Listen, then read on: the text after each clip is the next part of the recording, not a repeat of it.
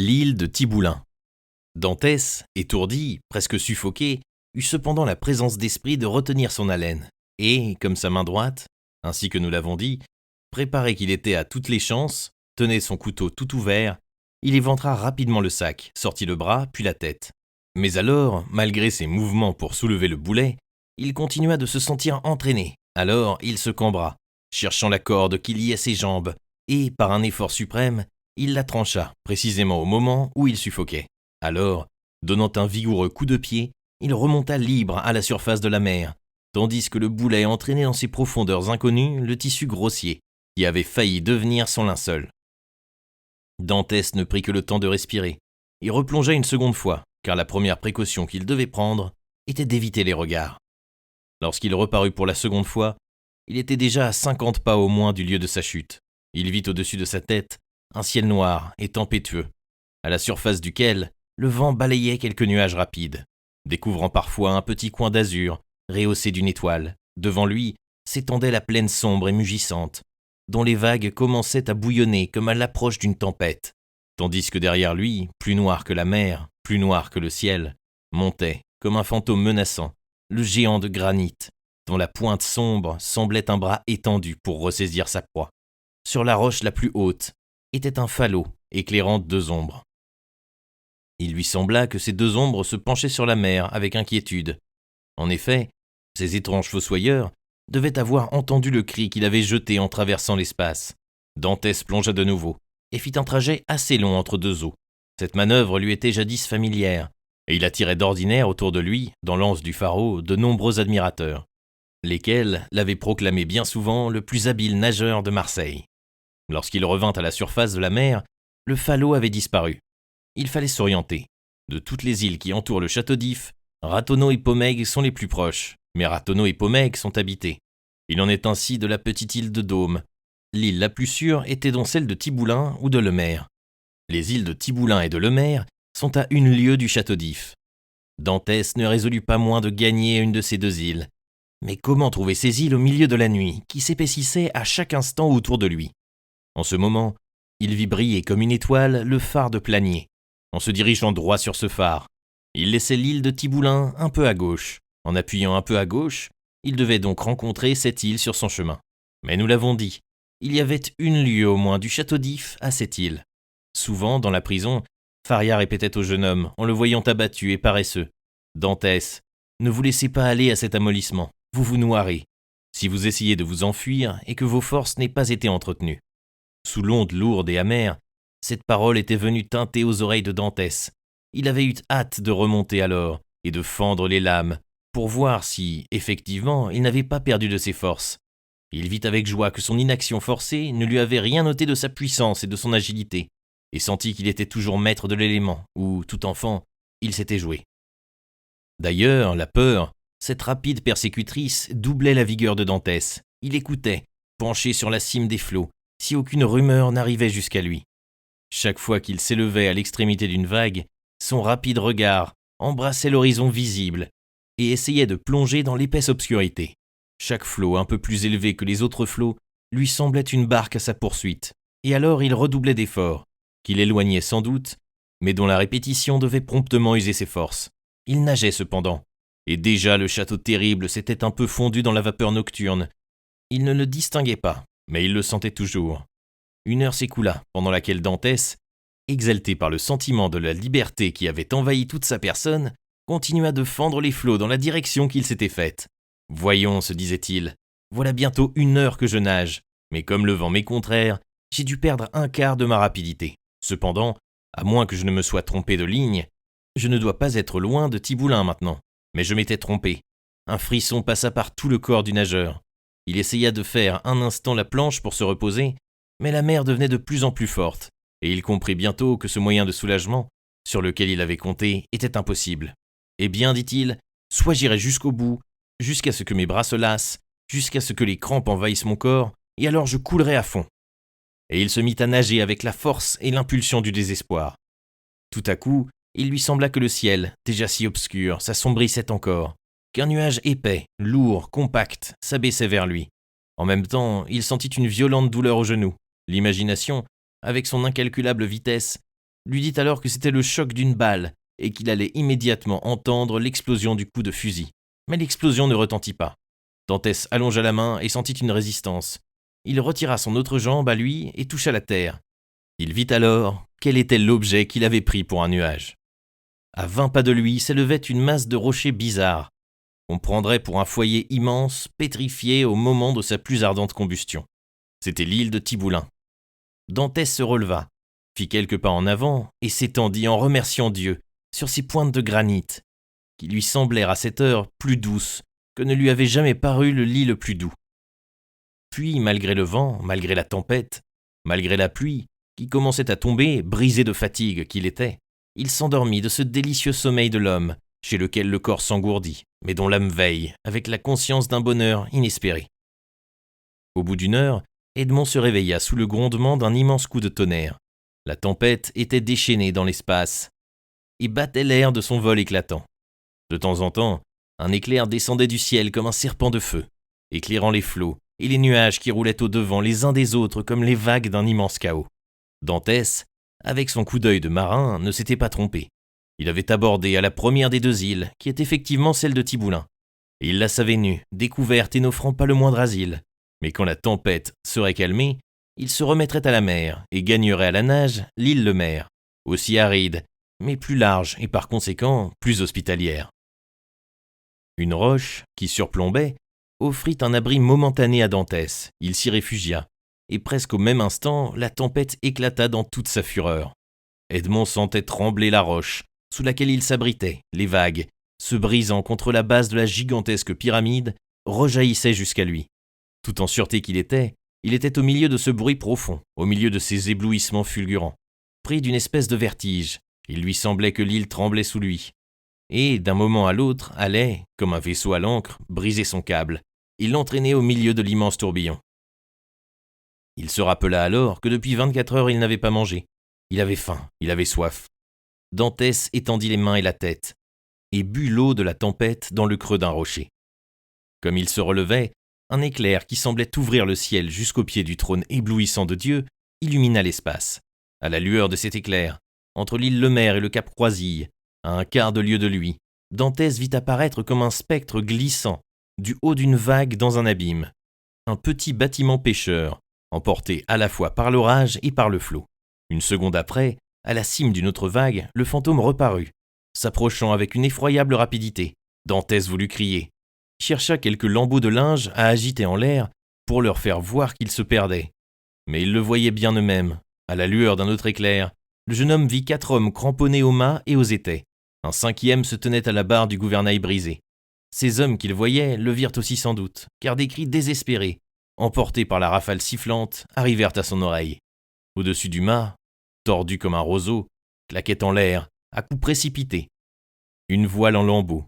Tout à coup, les liens qui la retenaient encore se rompirent, et elle disparut, emportée dans les sombres profondeurs du ciel, pareille à ces grands oiseaux blancs qui se dessinent sur les nuages noirs.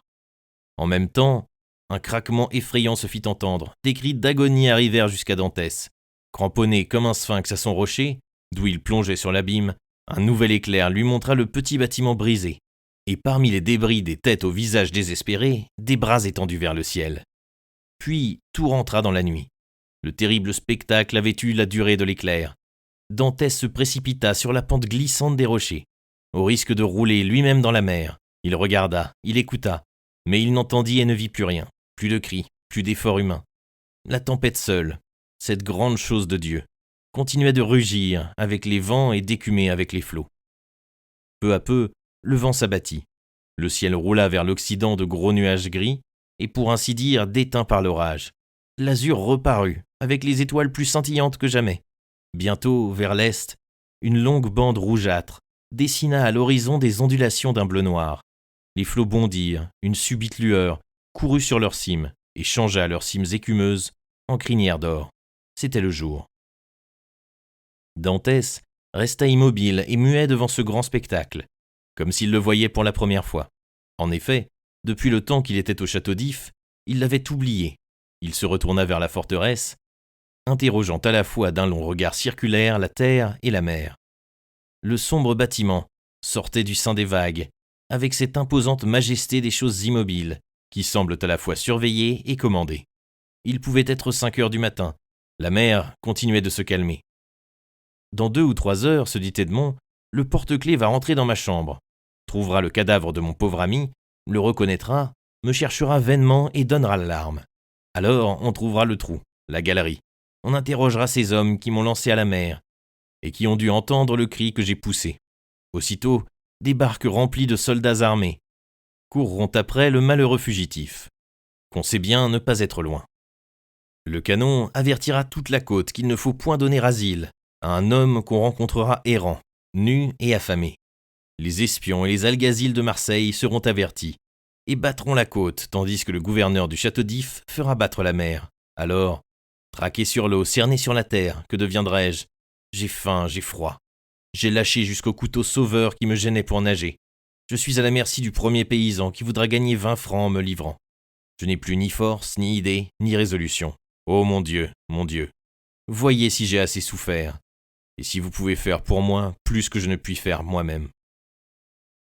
Au moment où Edmond, dans une espèce de délire occasionné par l'épuisement de sa force et le vide de son cerveau, prononçait anxieusement tourné vers le château d'If cette prière ardente, il vit apparaître à la pointe de l'île de Pomègue, dessinant sa voile latine à l'horizon, et pareil à une mouette qui vole en rasant le flot, un petit bâtiment que l'œil d'un marin pouvait seul reconnaître, pour une tartane génoise sur la ligne, encore à demi obscure de la mer. Elle venait du port de Marseille et gagnait le large en poussant l'écume étincelante devant la proue aiguë qui ouvrait une route plus facile à ses flancs rebondis. « Oh !» s'écria Edmond, « dire que dans une demi-heure j'aurais rejoint ce navire, si je ne craignais pas d'être questionné, reconnu pour un fugitif et reconduit à Marseille. Que faire, que dire ? Quelle fable inventer dont ils puissent être dupes ? Ces gens sont tous des contrebandiers et des demi-pirates. Sous prétexte de faire le cabotage, ils écument les côtes. Ils aimeront mieux me vendre que de faire une bonne action stérile. Attendons. Mais attendre est chose impossible, je meurs de faim. Dans quelques heures, le peu de force qui me reste sera évanoui. D'ailleurs, l'heure de la visite approche. L'éveil n'est pas encore donné. Peut-être ne se doutera-t-on de rien. Je puis me faire passer pour un des matelots de ce petit bâtiment qui s'est brisé cette nuit. Cette fable ne manquera point de vraisemblance. Nul ne viendra pour me contredire, ils sont bien engloutis tous. Allons. Et tout en disant ces mots, Dantès tourna les yeux vers l'endroit où le petit navire s'était brisé et tressailli. À l'arête d'un rocher était resté accroché le bonnet phrygien dans des matelots naufragés. Et tout près de là flottaient quelques débris de la carène, solives inertes que la mer poussait et repoussait contre la base de l'île, qu'elle battait comme d'un puissant bélier. En un instant, la résolution de Dantès fut prise. Il se remit à la mer, nagea vers le bonnet, s'en couvrit la tête, saisit une des solives et se dirigea pour couper la ligne que devait suivre le bâtiment. « Maintenant, je suis sauvé », murmura-t-il. Et cette conviction lui rendit ses forces. Bientôt, il aperçut la tartane, qui, ayant le vent presque debout, courait des bordées entre le château d'If et la tour de Planier. Un instant, Dantès craignit qu'au lieu de serrer la côte, le petit bâtiment ne gagnât le large, comme il l'eût fait par exemple si sa destination eût été pour la Corse ou la Sardaigne. Mais, à la façon dont il manœuvrait, le nageur reconnut bientôt qu'il désirait passer, comme c'est l'habitude des bâtiments qui vont en Italie, entre l'île de Jaros et l'île de Calazaraigne. Cependant, le navire et le nageur approchaient insensiblement l'un de l'autre. Dans une de ces bordées, le petit bâtiment vint même à un quart de lieue, à peu près de Dantès. Il se souleva alors sur les flots, agitant son bonnet en signe de détresse, mais personne ne le vit sur le bâtiment, qui vira de bord et recommença une nouvelle bordée. Dantès songea à appeler, mais il mesura de l'œil la distance et comprit que sa voix n'arriverait point jusqu'au navire, emportée et couverte qu'elle serait auparavant par la brise de la mer et le bruit des flots. C'est alors qu'il se félicita de cette précaution qu'il avait prise de s'étendre sur une solive. Affaibli comme il était, peut-être n'eût-il pas pu se soutenir sur la mer jusqu'à ce qu'il eût rejoint la tartane. Et à coup sûr, si la tartane, ce qui était possible, passait sans le voir, il n'eût pas pu regagner la côte. Dantès, quoiqu'il fût à peu près certain de la route que suivait le bâtiment, l'accompagna des yeux avec une certaine anxiété, jusqu'au moment où il lui vit faire son abatté et revenir à lui.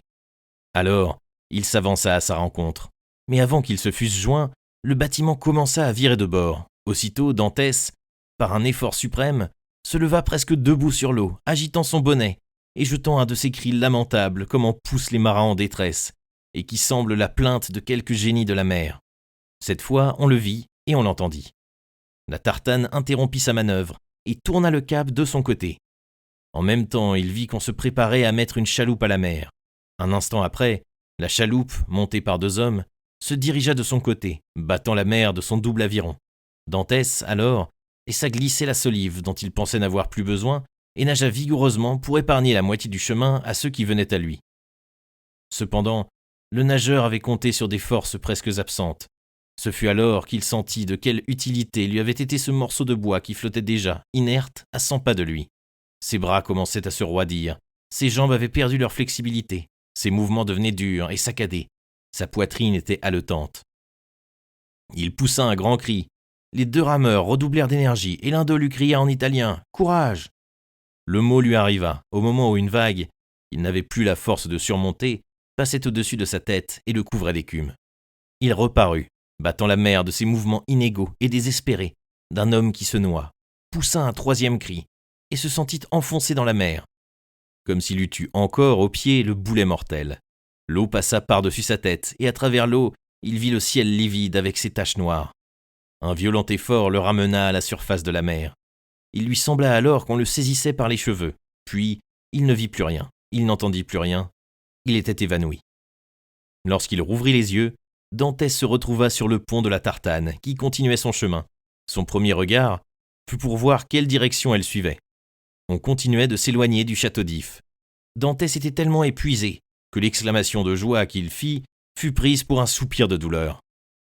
Comme nous l'avons dit, il était couché sur le pont. Un matelot lui frottait les membres avec une couverture de laine.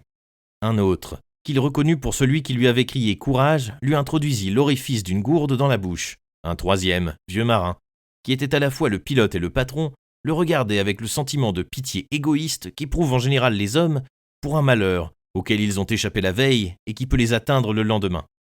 Quelques gouttes de rhum que contenait la gourde ranimèrent le cœur défaillant du jeune homme, tandis que les frictions que le matelot, à genoux devant lui, continuait d'opérer avec de la laine rendaient l'élasticité à ses membres. « Qui êtes-vous » demanda en mauvais français le patron. « Je suis, répondit Dantès, en mauvais italien, un matelot maltais. Nous venions de Syracuse, nous étions chargés de vin et de panoline. Le grain de cette nuit nous a surpris au cap Morgiou, et nous avons été brisés contre ces rochers que vous voyez là-bas. D'où venez-vous ? De ces rochers où j'avais eu le bonheur de me cramponner, tandis que notre pauvre capitaine s'y brisait la tête. Nos 3 autres compagnons se sont noyés. Je crois que je suis le seul qui reste vivant. J'ai aperçu votre navire et, craignant d'avoir longtemps à attendre sur cette île isolée et déserte, je me suis hasardé sur un débris de notre bâtiment pour essayer de venir jusqu'à vous. Merci, continua Dantès, vous m'avez sauvé la vie. J'étais perdu quand l'un de vos matelots m'a saisi par les cheveux. C'est moi, dit un matelot, à la figure franche et ouverte, encadré de longs favoris noirs, et il était temps, vous couliez. Oui, dit Dantès, en lui tendant la main. Oui, mon ami, je vous remercie une seconde fois. Ma foi, dit le marin, j'hésitais presque. Avec votre barbe de 6 pouces de long et vos cheveux d'un pied, vous aviez plus l'air d'un brigand que d'un honnête homme. Dantès se rappela effectivement que depuis qu'il était au château d'If, il ne s'était pas coupé les cheveux et ne s'était point fait la barbe. Oui, dit-il, c'est un vœu que j'avais fait à Notre-Dame del Pie della Grotta, dans un moment de danger, d'être 10 ans sans couper mes cheveux ni ma barbe. C'est aujourd'hui l'expiration de mon vœu, et j'ai failli me noyer pour mon anniversaire. Maintenant, qu'allons-nous faire de vous ? Demanda le patron. Hélas, répondit Dantès, ce que vous voudrez. La felouque que je montais est perdue, le capitaine est mort. Comme vous voyez, j'ai échappé au même sort, mais absolument nu. Heureusement, je suis assez bon matelot. Jetez-moi dans le premier port où vous relâcherez, et je trouverai toujours de l'emploi sur un bâtiment marchand. Vous connaissez la Méditerranée ? J'y navigue depuis mon enfance. Vous savez les bons mouillages ? Il y a peu de ports, même des plus difficiles, dans lesquels je ne puisse entrer, ou dont je ne puisse sortir les yeux fermés. Eh bien, dites donc, patron, demanda le matelot qui avait crié courage. À Dantès, si le camarade dit vrai, qui empêche qu'il ne reste avec nous ? Oui, s'il dit vrai, dit le patron d'un air de doute. Mais dans l'état où est le pauvre diable, on promet beaucoup, quitte à tenir ce que l'on peut. Je tiendrai plus que je n'ai promis, dit Dantès. Oh oh, fit le patron en riant, nous verrons cela. Quand vous voudrez, reprit Dantès, en se relevant. Où allez-vous ? À Livourne. Eh bien, au lieu de courir des bordées qui vous font perdre un temps précieux, pourquoi ne serrez-vous pas tout simplement le vent au plus près ? Parce que nous irions donner droit sur l'île de Rayon. Vous en passerez à plus de 20 brasses. Prenez donc le gouvernail, dit le patron, et que nous jugions de votre science. » Le jeune homme alla s'asseoir au gouvernail, s'assura par une légère pression que le bâtiment était obéissant et, voyant que sans être de première finesse, il ne se refusait pas, « Au bras et aux boulines, dit-il. » Les 4 matelots qui formaient l'équipage coururent à leur poste, tandis que le patron les regardait faire. « Allez !» continua Dantès.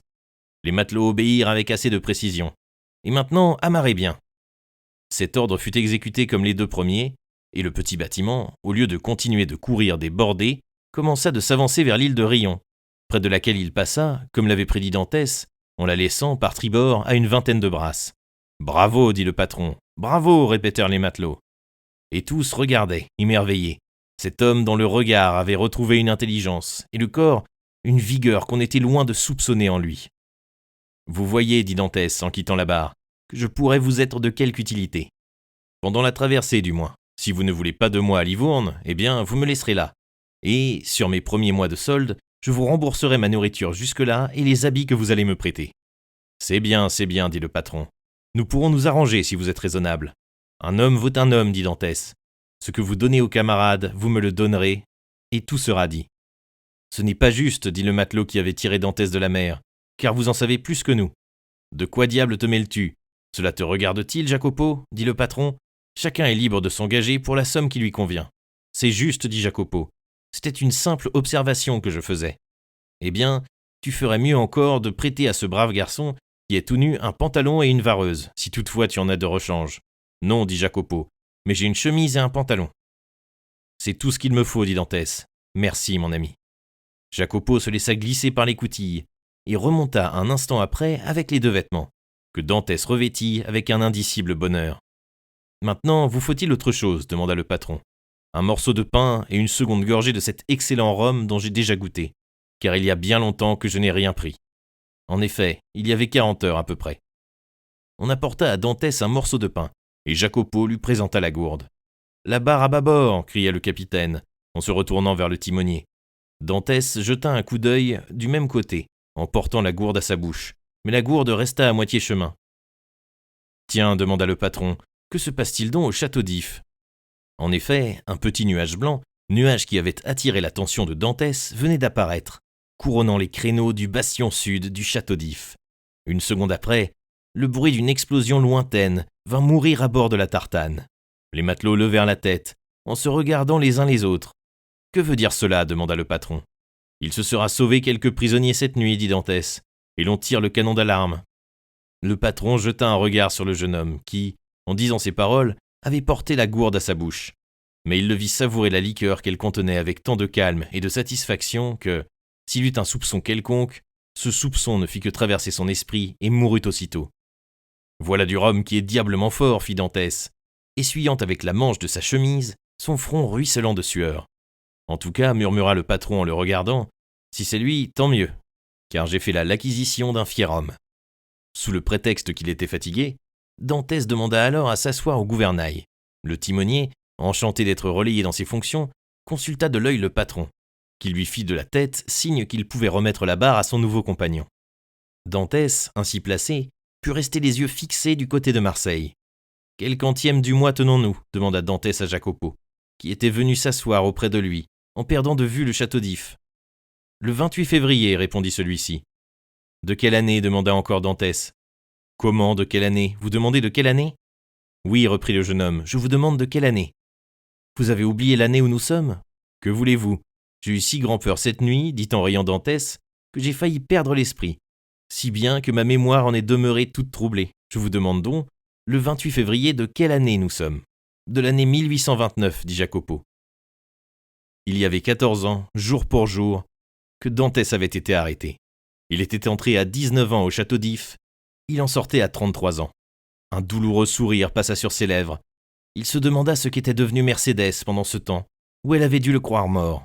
Puis, un éclair de haine s'alluma dans ses yeux, en songeant à ces 3 hommes, auxquels il devait une si longue et si cruelle captivité. Et il renouvela contre Danglars, Fernand et Villefort ce serment d'implacable vengeance qu'il avait déjà prononcé dans sa prison. Et ce serment n'était plus une vaine menace, car, à cette heure, le plus fin voilier de la Méditerranée n'eût certes pu rattraper la petite tartane qui cinglait à pleine voile vers Livourne.